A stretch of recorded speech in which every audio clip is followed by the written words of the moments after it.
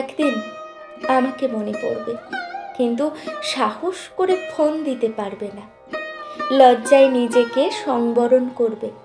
আমাদের এত এত গল্প আর স্মৃতি জমেছে যে তুমি অন্য কারো মাঝে আমার ছায়া দেখবে, কিন্তু সেখানে আমাকে পাবে না।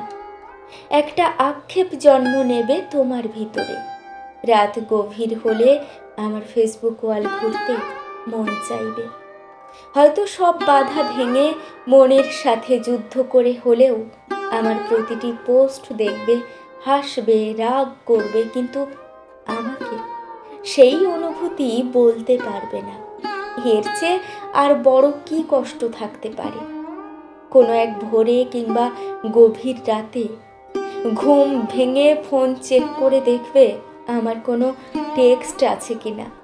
আমাকে না পেয়ে তোমার যেই দীর্ঘশ্বাস জন্মাবে তা তোমার প্রাপ্য ছিল।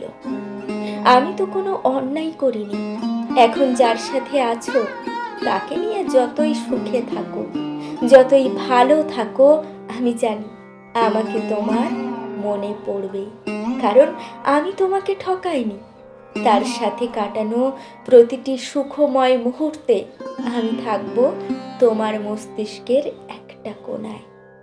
এর চেয়ে বড় শান্তি আর কি হতে পারে? আমাকে কষ্ট দেওয়ার প্রতিটি পাপ তোমাকে ঘিরে ধরবে। একদিন একদিন তুমিও অসুখী হবে। একদিন তোমারও আমার জন্য কাঁদতে মন চাইবে, কিন্তু চোখের পানি আর আসবে না। এক শীতে সমুদ্র স্নান করতে যাবে, সাথে প্রিয় মানুষটা থাকবে, অথচ সেখানে আমার থাকার কথা ছিল। এক জ্যোৎস্না রাতে আকাশ দেখে তোমার চোখের কোণায় পানি জমবে। এত সুন্দর রূপালী জ্যোৎস্না আমাকে ছাড়া দেখবে, আর কষ্ট তোমাকে জাপটে ধরবে না, তা হবে না।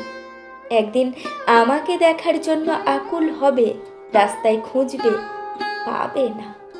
সেদিন আঘাত লাগবে, সেদিন বুঝবে কি অন্যায় করেছ। একদিন বুঝবে ভালো একটা সম্পর্ক শেষ করে কেউ ভালো থাকে না। একদিন বুঝবে কথা দিয়ে কথা না রাখা একটা অন্যায়। সেদিন চাইলেও আর নিজেকে ভালো রাখতে পারবে না। একদিন আমিও সুখী হব, কিন্তু সেই আমি আর তোমার মাঝে সুখ খুঁজব না।